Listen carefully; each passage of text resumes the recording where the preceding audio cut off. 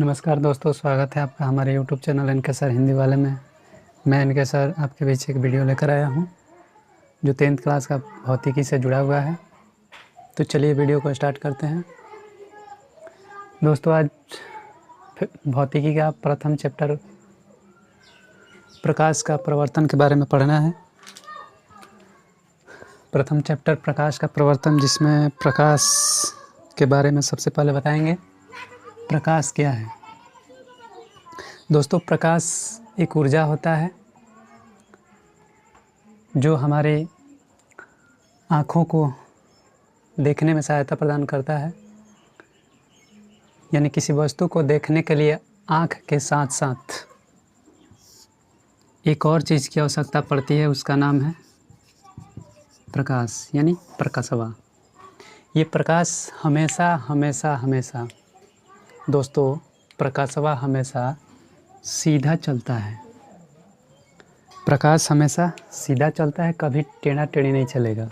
ये हमेशा सीधा चलता है। प्रकाश एक ऊर्जा होता है और प्रकाश एक माध्यम भी होता है जो हम कह सकते हैं कि हमारे आँखों के अलावा देखने में जो मदद करता है वो होता है प्रकाश। उदाहरण के तौर पे दोस्तों समझ सकते हैं कि जैसे दिन और रात यानी दिन कब होता है? जब सूर्य अपना प्रकाश पृथ्वी पर बिखेरता है तो दिन होता है। और रात वही जब सूर्य का प्रकाश पृथ्वी तक नहीं पहुंच पाता है, यानी कुछ आधे हिस्सों में नहीं पहुंचता है और आधे हिस्सों में पहुंचता है, तो जिधर प्रकाश नहीं पहुंच पाता है उसी को हम कह सकते हैं रात। यानी प्रकाश हमारी आँखों को देखने में सहायता प्रदान करता है। इसमें प्रथम टॉपिक रहेगा प्रकाश और उसके स्रोत। दोस्तों, प्रकाश के बारे में अभी समझाएं कि प्रकाश एक प्रकार का ऊर्जा है जो हमेशा सीधी रेखा में गमन करता है। और दूसरा है प्रकाश स्रोत। दोस्तों ध्यान दीजिएगा, जिस वस्तु से प्रकाश निकलता है उसे प्रकाश स्रोत कहते हैं। जो वस्तु प्रकाश उत्सर्जित करता है उसे हम प्रकाश स्रोत कहते हैं। ये दो प्रकार के होते हैं दोस्तों। प्रथम होता है प्राकृतिक और दूसरा होता है मानव निर्मित। दोस्तों,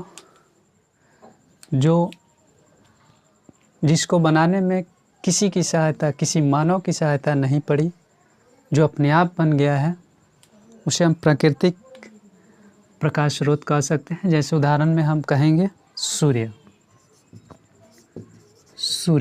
सूर्य को दोस्तों किसी ने बनाया नहीं है। सूर्य एक आग का गोला है जिसे प्रकाश उत्सर्जित होता है। और दूसरा है दोस्तों मानव निर्मित में दोस्तों होता है जिसको हम लोगों ने बनाया है। जैसे यहाँ पे दोस्तों चित्र मैंने पहले से बना के रखा है, आप समझ रहे होंगे क्या है ये। इसको हम कह सकते हैं विद्युत बल्ब। दोस्तों इसको हम कहते हैं विद्युत बल्ब। दोस्तों इसमें हम संकेत भी दे दिए हैं कि एक प्लस होता है और एक माइनस होता है। इसको धनात्मक और ऋणात्मक जोड़ा जाता है तब ये बल्ब जलता है। यानी इसको एडिसन ने इसका आविष्कार किया था। इसके अलग अलग भाग होते हैं जो कि आप लोग को यहाँ पे हम नहीं बता सकते। ITI के हमारे चेला होते तो उन लोगों को हम बतला देते, लेकिन आप लोग को तो उतना हम नहीं बताएंगे क्योंकि आगे हम लोग को पढ़ना है अभी। चलिए आगे बढ़ते हैं। मानव निर्मित में दोस्तों ये है बल्ब जो बिजली का है। इसको हम अगर विद्युत से जोड़ते हैं तो ये बल्ब जलेगा। और यही इसको बनाया है किसने? मानव ने। तो बिजली का बल्ब जो होता है ये मानव निर्मित हो गया, प्रकाश स्रोत में आएगा। आगे बढ़ते हैं दोस्तों।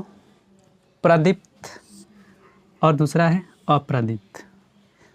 वस्तुओं के बारे में समझना है। प्रदीप्त वस्तुएं उसे कहते हैं जो प्रकाश उत्सर्जित करता हो।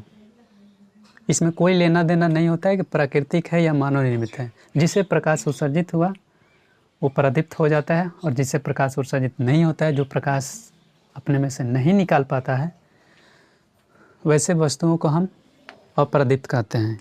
इसके उदाहरण पे हम लिख देते हैं। प्रदीप्त में आ जाएगा सूर्य, हो सकता है दोस्तों बिजली का बल्ब, बिजली का जलता हुआ बल्ब,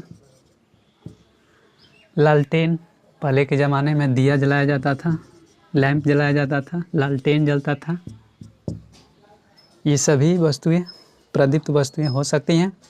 और अप्रदीप्त में होता है दोस्तों जिस वस्तु से प्रकाश उत्सर्जित नहीं होता है उसे अप्रदीप्त वस्तु कहते हैं।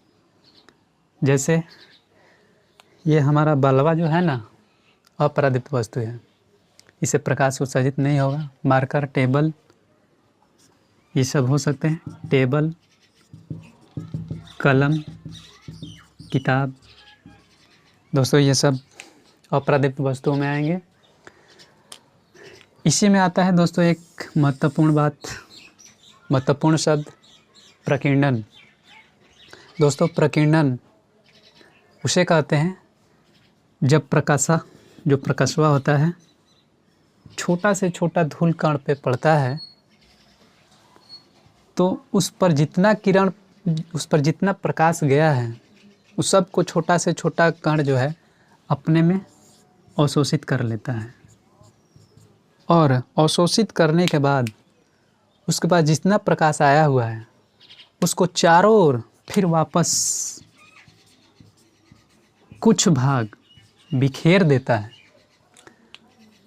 कुछ भाग चारों ओर बिखेर देता है। उसे हम दोस्तों प्रकीर्णन कहते हैं, प्रकाश का प्रकीर्णन। जैसे अगर हम फील्ड में जाते हैं तो फील्ड में सूर्य का प्रकाश चारों तरफ होता है, सूर्य का प्रकाश वहाँ चारों तरफ होता है। और जब हम किसी रूम में आते हैं, कमरा में, तो वहाँ रूम के अंदर सूर्य का प्रकाश नहीं होता है,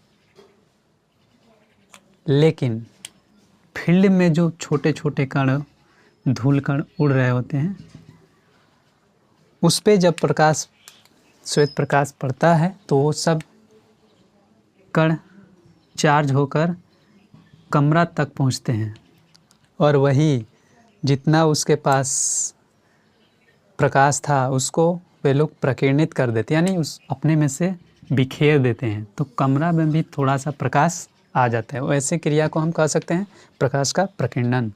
दोस्तों आगे बढ़ते हैं। प्रकाश की किरणें समझिएगा दोस्तों। बल्बवा को जब जलाएंगे दोस्तों तो इसमें से निकलेगी, क्या निकलेगी दोस्तों? प्रकाशवा।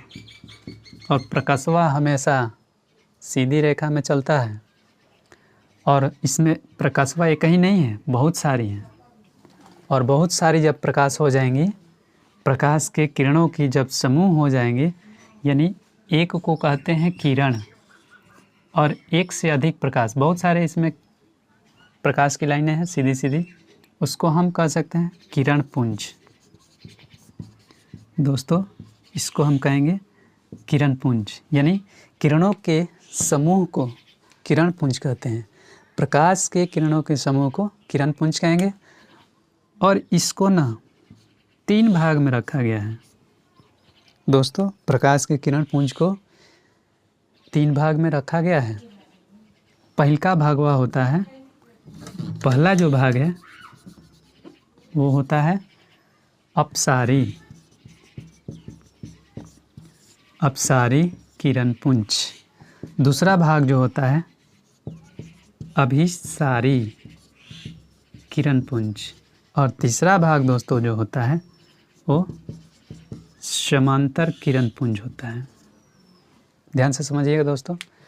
अपसारी, अप यानी इसका मतलब हुआ, डायग्राम से आप लोग समझ जाएंगे और परिभाषा भी लिखने में आसान होगा। समझ में आया कुछ दोस्तों? अपसारी कहते हैं यदि किसी बिंदु स्रोत से प्रकाश निकलकर फैलती चली जाती है। क्या होगी दोस्तों? बिंदु स्रोत से प्रकाश निकलकर फैलती चली जाएगी, वैसे किरण पुंज को अपसारी किरण पुंज कहते हैं। सेकेंड नंबर होता है दोस्तों अभिसारी किरण पुंज। अभिसारी किरण पुंज होता है दोस्तों कि कहीं से आती हुई प्रकाश किसी बिंदु स्रोत पर, कहीं से आती हुई प्रकाश किसी बिंदु स्रोत पर आकर वो सभी प्रकाश आपस में मिल जाती हैं, उसी बिंदु स्रोत पर आकर मिलती है, तो वैसे किरण पुंज को अभिसारी किरण पुंज कहा जाता है। ट्रिक के माध्यम से हम कह सकते हैं अप।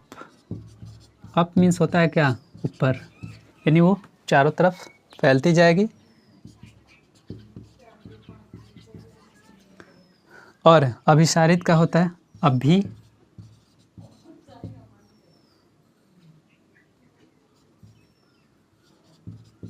आओ, अभी आओ, यानी वो अभी आएगी और अगर आती हुई किसी बिंदु पर मिलेगी तो वही अभिसारित किरण पुंज कहते हैं। उसके बाद होता है तीसरा का नंबर समांतर किरण पुंज। बहुत दूर से आती हुई प्रकाश की किरणें जब एक दूसरे के समांतर होती है, दोस्तों समांतर का मतलब समझ में आता है ना, एक दूसरे की जो बीच की दूरी रहेगी वो समान रहेगी, तो वैसे किरण पुंज को हम समांतर किरण पुंज कह सकते हैं। आगे बढ़ते हैं दोस्तों। अगर कहता है डायग्राम में, एक नंबर का प्रश्न आता है, डायग्राम दे देगा एगो ऐसे करके और बोलेगा कि क्या है, तो दोस्तों हम इसको कह सकते हैं किरण। इसे हम किरण कहेंगे क्योंकि किरण हमेशा सीधी रेखा में गमन करती है और उस पर एक एरो निशान होता है जिसे हम कह सकते हैं किरण। दोस्तों वीडियो पसंद आया हो तो कृपया लाइक करिए, शेयर करिए, सब्सक्राइब करिए।